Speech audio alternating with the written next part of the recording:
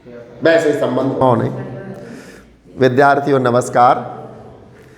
आज हम कक्षा 12वीं की भूगोल यानी जियोग्राफी के अंतर्गत पढ़ेंगे मानव भूगोल के मूल सिद्धांत, अंतर्राष्ट्रीय व्यापार के आधार। इसमें हम देखेंगे सबसे पहले राष्ट्रीय संसाधनों में भिन्नता।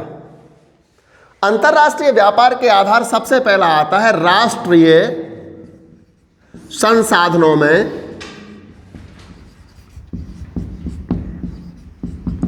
भिन्नता।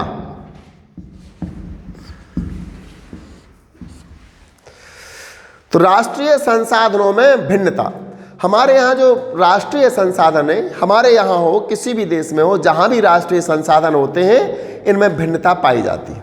भौगोलिक भिन्नता, भौतिक संरचना जैसे भूविज्ञान, उच्चावच का मतलब होता है भूमि का ऊंचा और नीचा होना। कहीं भूमि ऊंची होती है, कहीं झील होती है, तो उच्चावच। मृदा व जलवायु में भिन्नता के कारण, मृदा यानी कि जो मिट्टी होती है, कहीं की मिट्टी उपजाऊ होती है, उर्वरा शक्ति से युक्त होती है, कहीं की मिट्टी उर्वरा शक्ति से विहीन होती है। तो जलवायु और मृदा में भिन्नता, कहीं की जलवायु अधिक गर्म होती है, शुष्क होती है, कहीं की शीतोष्ण होती है, कहीं की उष्ण होती है, तो अलग अलग प्रकार की जलवायु पाई जाती है। इन सब भिन्नताओं के कारण राष्ट्रीय संसाधन असमान रूप से विपरीत होते हैं। कैसे होते हैं? असमान रूप से, समान रूप से नहीं बल्कि असमान रूप से एक दूसरे के कैसे होते हैं? विपरीत होते हैं ये संसाधन। इन संसाधनों को के कारण हमें अंतर्राष्ट्रीय व्यापार का आधार बन जाता है। इसी कारण से हम अंतर्राष्ट्रीय व्यापार करते हैं, चूंकि हमारे यहाँ भूमि में भिन्नता पाई जाती है, उच्चावच में भिन्नता पाई जाती है, हमारे यहाँ जलवायु में भिन्नता पाई जाती है और मृदाओं में भी भिन्नता पाई जाती है। इसके अंतर्गत हम देखेंगे, इसी में आता है बिंदु आएगा का। भौगोलिक संरचना खनिज संसाधन आधार को निर्धारित करती है। यानी भौगोलिक संरचना, भूमि की जो संरचना होती है, बनावट होती है, ये खनिज संसाधनों के आधार को निर्धारित करती है। भूमि अगर उच्चावच लिए हुए तो कैसे खनिज संसाधन होंगे नीचे जमीन के अंदर? भूमि में की संरचना से ही खनिज संसाधनों का आधार बनता है। खनिज का मतलब होता है जमीन के नीचे कौन कौन से रिसोर्सेज, कौन कौन से संसाधन हमारे लिए लाभकारी हैं। और धरातलीय विभिन्नताएं फसलों व पशुओं की विविधता सुनिश्चित करती हैं। निम्न भूमियों में कृषि संभाव्यता अधिक होती है।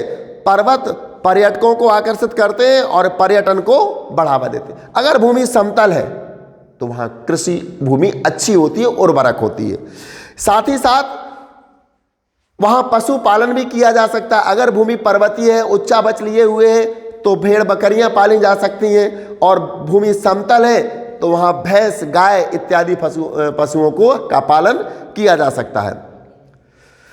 अगर भूमि पर्वतीय है तो पर्यटकों को आकर्षित करती है, वहां घूमने वाले लोग ज़्यादा जाते हैं पर्यटन करने के लिए। इसी के बाद आएगा भौगोलिक संरचना हो जाती है। दूसरा आएगा, ये तो हो गया भौगोलिक संरचना। जैसी भौगोलिक संरचना वैसा व्यापार, भौगोलिक संरचना। इसके बाद आता है इसमें खा बिंदु, और खा बिंदु कहता है खनिज संसाधन। क्या कहते हैं जी? खनिज संसाधन।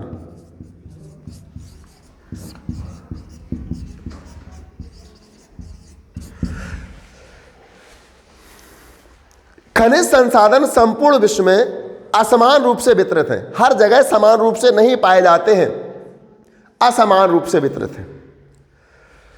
कहीं पर आपने देखा होगा छोटा सा बोरवेल डालने से पानी निकल आता है, कहीं कहीं बहुत ज़्यादा डालने से पानी निकलता है, और कहीं कहीं पानी ज़मीन के अंदर निकलता नहीं है। ये छोटी सी बात हो गई, लेकिन इसके अलावा बहुत सारे ऐसे संसाधन होते हैं, खनिज संसाधन, जो भूमि में असमान रूप से वितरित होते हैं। जैसे कच्चा तेल है, कोयला है, जमीन के अंदर से बहुत सारे हमें संसाधन, गैसेस हैं, ये हमें बहुत सारे संसाधन मिलते हैं जो असमान रूप से वितरित होते हैं। खनिज संसाधनों की उपलब्धता भौगोलिक विकास का आधार प्रदान करती है। जैसे खनिज संसाधन उपलब्ध होते हैं वैसे ही भौगोलिक विकास होता है। आप देखिए उद्योगों का भी विकास उसी आधार पर होता है। अरब देशों में कच्चा तेल बहुतायत पाया जाता है, तो वहाँ के देश धनी हो जाते हैं, वहाँ उद्योगों का विकास हो जाता है और कच्चे तेल से संबंधित उद्योग ही वहाँ लगाए जाते हैं। तो खनिज संसाधन क्या करते हैं? खनिज संसाधनों की उपलब्धता से ही औद्योगिक विकास का आधार बनता है। इसके बाद आता है गा, जलवायु। जलवायु, जलवायु क्या करती है? जलवायु किसी दिए हुए क्षेत्र में जीवित रह जाने वाले पादप व वन्य जात के प्रकार को प्रभावित करती है। जलवायु क्या होती है? किसी विशेष क्षेत्र में कौन से पौधे जीवित रहेंगे, कौन से जीव जंतु जीवित रहेंगे, इसके लिए वो इसको स्पष्ट करती है। जैसे भारत के हिमाचल प्रदेश, कश्मीर, यहाँ पर कौन से पादप जीवित रहते हैं? सेब के पौधे, अखरोट के पौधे, और यहाँ पर इनकी खेती भी होती, इनसे इन लोगों को लाभ मिलता है। लेकिन यदि हम चाहें कि उस पौधे को हम कहीं और जगह पर लगा दें या उस क्लाइमेट से अलग हट करके लगाएं, तो वो पौधा वहाँ नहीं होगा। तो जलवायु किसी दिए हुए क्षेत्र में जीवित रह जाने वाले पादप व वन्य जात के प्रकार को प्रभावित करती है। यह विभिन्न उत्पादों की विविधता को, जो विभिन्न उत्पाद होते हैं इनकी विविधता का क्या करती है जी? भी सुनिश्चित करती है। उदाहरणतः ऊन उत्पादन ठंडे क्षेत्रों में भी हो सकता है। ऊन आपको देखा होगा कश्मीर में, कश्मीर में ऊन का उत्पादन होता है। और आपने कश्मीर की एक ऊन आपने सुनी हो, बहुत गर्म होती है, जिसको पश्मीना कहते हैं। बहुत गर्म होती है कश्मीर की। पश्मीना शॉल, पश्मीना कंबल, पश्मीना स्वेटर, सब कुछ, पश्मीना जैकेट सब मिलता है वहाँ पर। ये बहुत ज़्यादा गर्म होती है। तो ये एक निश्चित क्षेत्र में ये उत्पाद हुआ है। इसका ऊन उत्पाद ठंडे क्षेत्रों में हो सकता है। केला, रबड़ तथा कहवा उष्ण कटिबंधीय क्षेत्रों में ही उग सकते हैं। जनसंख्या कारक, अब आएगा दूसरा कौन सा? जनसंख्या कारक। ये तो हो गया था राष्ट्रीय संसाधनों में भिन्नता, भौगोलिक कारक, खनिज संसाधन, जलवायु। अब आने वाला है जनसंख्या कारक।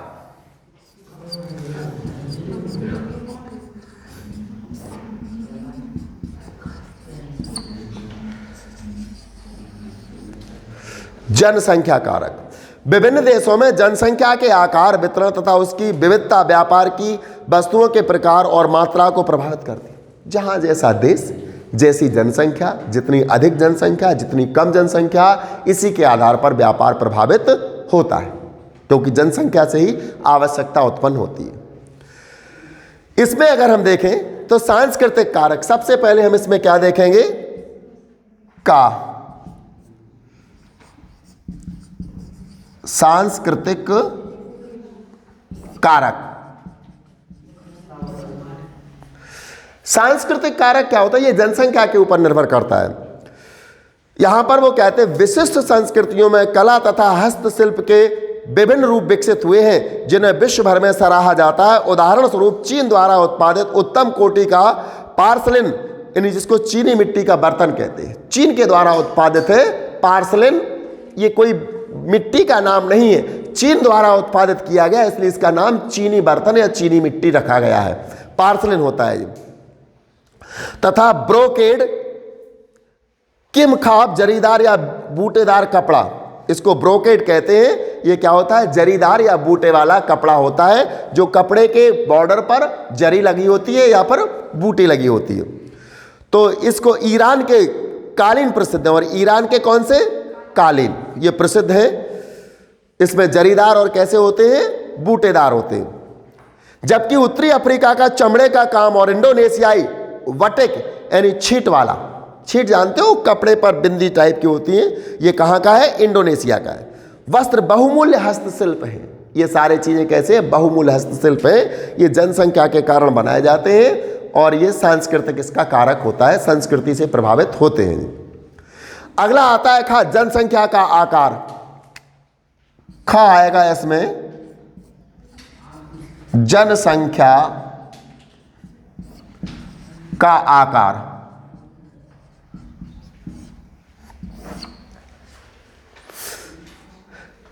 सघन बसाव वाले देशों में आंतरिक व्यापार अधिक है, जबकि बाह्य व्यापार कम। परिणाम वाला होता है। जहाँ जनसंख्या सघन होती है, बहुत ज़्यादा घनी बसी जनसंख्या होती है, तो वहाँ आंतरिक व्यापार अधिक होता है। आंतरिक मतलब देश का देश में ही व्यापार अधिक होता है, जबकि बाह्य व्यापार कम परिमाण वाला होता है। वहाँ बाह्य व्यापार कम होता है। जहाँ जनसंख्या घनी बसी होती है वहाँ आंतरिक ज़्यादा होता है, बाह्य कम होता है, क्योंकि कृषि और औद्योगिक उत्पादों का अधिकांश भाग स्थानीय बाजारों में ही खप जाता है। क्योंकि जनसंख्या ज़्यादा होगी तो उद्योगों और कृषि का जो उत्पाद होगा वो कहाँ चला जाएगा? आंतरिक बाजारों में ही या स्थानीय बाजारों में ही खप जाता है या बिक जाता है। जनसंख्या का जीवन स्तर बेहतर गुणवत्ता वाले आयातित उत्पादों की मांग को निर्धारित करता है। अगर जनसंख्या का जीवन स्तर अच्छा है, स्टैंडर्ड लिविंग स्टैंडर्ड अच्छा है जनसंख्या का, तो उसे बाहर से वस्तु मंगानी पड़ेगी, क्योंकि निम्न जीवन स्तर के साथ केवल कुछ लोग ही महंगी आयातित वस्तुएं खरीद पाने में समर्थ होते हैं। जिनका स्तर निम्न है उनकी अपेक्षा केवल कुछ लोग ऐसे होते हैं जो अच्छी वाली वस्तुएं या जो विदेश से आयातित की जाने वाली वस्तुएं होती हैं उनको खरीद पाते हैं।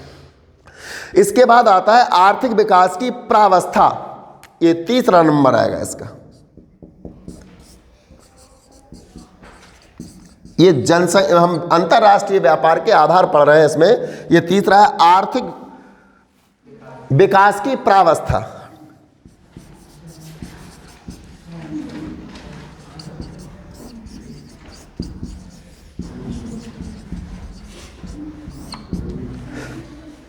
आर्थिक विकास की प्रावस्था, इसका मतलब है आर्थिक विकास की प्रारंभिक अवस्था। शुरुआत में आर्थिक विकास कैसे हुआ, यह भी अंतरराष्ट्रीय व्यापार को प्रभावित करता है, अंतरराष्ट्रीय व्यापार का आधार है। देशों के आर्थिक विकास की विभिन्न अवस्थाओं में व्यापार की गई वस्तुओं का स्वभाव यानी प्रकार क्या था, परिवर्तित हो जाता है, यानी इनका स्वभाव कैसा बदल जाता है। कृषि की दृष्टि से महत्वपूर्ण देशों में विनिर्माण की वस्तुओं के लिए कृषि उत्पादों का विनिमय किया जाता है। जो कृषि उत्पादन करने वाले देश होते हैं वहाँ विनिर्माण करने के लिए कृषि उत्पादित वस्तुओं का आयात निर्यात या विनिमय किया जाता है, जबकि औद्योगिक राष्ट्र मशीनरी और निर्मित उत्पादों का निर्यात करते हैं तथा खाद्यान्न तथा अन्य कच्चे पदार्थों का आयात करते हैं। जहाँ कृषि का उत्पादन अधिक होता है वो क्या करते हैं, विनिर्माण उद्योग के लिए कृषि के उत्पादों को बेचते हैं, जबकि औद्योगिक विकास वाले जो राष्ट्र होते हैं जहाँ उद्योगों का विकास होता है वो मशीनरी बेचते हैं और खाद्य सामग्री खरीदते हैं। चौथा आएगा विदेशी निवेश की सीमा। विदेशी निवेश की सीमा, इसमें क्या होता है, विदेश के लोग हमारे यहाँ कितना धन निवेश करते हैं, हमारे लोग विदेश में कितना धन निवेश करते हैं, ये भी अंतरराष्ट्रीय व्यापार का आधार है। विदेशी निवेश का विकासशील देशों में व्यापार को बढ़ावा दे सकता है, यानी विदेशी विनिवेश विकासशील देशों में व्यापार को बढ़ावा दे सकता है। हमारा देश भारत देश विकासशील देश है और यदि विदेश के लोग यहाँ आकर के निवेश करते हैं, यहाँ उद्योग लगाते हैं, तो ये व्यापार को बढ़ावा दे सकता है। जिनके पास खनन प्रबंधन द्वारा तेल खनन, भारी अभियांत्रिकी, काठ, कबाड़ तथा बागवानी कृषि के विकास के लिए आवश्यक पूंजी का अभाव है, विकासशील देशों में ऐसे पूंजी प्रधान उद्योगों के विकास द्वारा औद्योगिक राष्ट्र खाद्य पदार्थों खनिजों का आयात सुनिश्चित करते हैं तथा अपने निर्मित उत्पादों के लिए बाजार निर्मित करते हैं। यह संपूर्ण चक्र देशों के बीच में व्यापार के परिमाण को आगे बढ़ाता है। मतलब ये कहना चाह रहा है यहाँ पर, जो विकासशील देश हैं, ऐसे वो जो विकासशील देश होते हैं वो क्या करते हैं, विदेशों से व्यापार को बढ़ावा देने में निवेश का महत्वपूर्ण स्थान होता है। जिनके पास खनन, खुदाई के लिए, खनन मीन्स खुदाई के लिए, प्रबंधन किसी चीज़ को भेदने के लिए, जैसे कहीं टनल बनानी है, सुरंग बनानी है, प्रबंधन का मतलब होता है छेद कर देना उसमें। इसके द्वारा क्या करते हैं वो, तेल या खनन भारी अभियांत्रिकी, जहाँ भारी मशीनरी होती है, भारी मशीनरी जो बड़े बड़े काम करने वाली मशीनें होती हैं, चाहे तो वो खनन का करें, प्रवेदन का करें, खुदाई का करें, या ज़मीन के अंदर से कुछ निकालने का करें, ऐसी बड़ी बड़ी मशीनें कौन से देशों के पास होगी? विकसित देशों के पास। और वो यहाँ आकर के विकासशील देशों में आकर के निवेश करते हैं, अपनी मशीनें लेके आते हैं, जिस कारण से हमारे यहाँ उद्योग आगे बढ़ने लगते हैं। या फिर काठ कबाड़, काठ कबाड़ का मतलब होता है लकड़ी है या और भी चीज़ें जो होती हैं जो उद्योगों में काम आ जाती हैं। बागवानी, कृषि के लिए आवश्यक पूंजी, बाग लगाने के लिए, कृषि करने के लिए जो आवश्यक पूंजी होती है, अथवा विकासशील देशों में ऐसे पूंजी प्रधान उद्योगों के विकास द्वारा औद्योगिक राष्ट्र खाद्य पदार्थों, खनिजों का आयात सुनिश्चित करते हैं तथा अपने औद्योगिक राष्ट्र होते हैं वो क्या करते हैं? वो तो इन चीज़ों का निर्माण कर देते हैं, भारी मशीनें, प्रवेदन, भारी यांत्रिक चीज़ें, मतलब इन चीज़ों का तो वो उत्पादन करते हैं, लेकिन खाद्य पदार्थ उनके यहाँ नहीं होते, तो वो क्या करते हैं? मशीनरी बेचते हैं और खाद्य पदार्थों का आयात कर लेते हैं। अब आता है परिवहन। 5वां नंबर आएगा क्या? परिवहन। पुराने समय में परिवहन के पर्याप्त और समुचित साधनों का अभाव स्थानीय क्षेत्रों में व्यापार को प्रतिबंधित करता था। हमारे पास परिवहन के साधन नहीं थे, कोई वस्तु एक स्थान से दूसरे स्थान पर नहीं ले जा पाते थे, तो वस्तु केवल स्थानीय स्तर पर ही बिकती थी, बाहर नहीं जा पाती थी, क्योंकि परिवहन हो नहीं पाता था। केवल उच्च मूल्य वाली वस्तुओं जैसे रत्न, जो बहुत महंगी, जिनका भार कम और मूल्य अधिक होता है, उनको क्या कहते हैं? जो वस्तुओं का भार कम और मूल्य अधिक होता है वो उच्च मूल्य वाली वस्तुएं होती हैं, जैसे रत्न, रेशम तथा मसाले का लंबी दूरियों तक व्यापार किया जाता था। रेल, समुद्री तथा वायु परिवहन के विस्तार और प्रशीतन, प्रशीतन का मतलब होता है कोल्ड स्टोरेज, जिससे हमारा रेफ्रिजरेटर काम करता है, प्रशीतन का काम करता है। प्रशीतन तथा परिरक्षण के बेहतरीन संसाधनों के साथ, परिरक्षण का मतलब है कोई भी वस्तु, शीघ्र नष्ट होने वाली वस्तु को सुरक्षित पहुंचाया जाए, सुरक्षित रखा जाए, इसको परिरक्षण कहते हैं। जैसे हरी सब्जियां हैं, दूध है, मछली है, मांस है, ये सब परिरक्षण किया जाता है, जिससे ये शीघ्र खराब ना हो, या तो प्रशीतन के द्वारा या फिर परिरक्षण के द्वारा। परिरक्षण में डिब्बाबंदी होती है, वैक्यूम क्लीन पैक करके उनको रखा जाता है, जिससे वो खराब नहीं होती। तो परिरक्षण के बेहतर साधनों के साथ व्यापार के स्थानिक विस्तार का अनुभव किया है।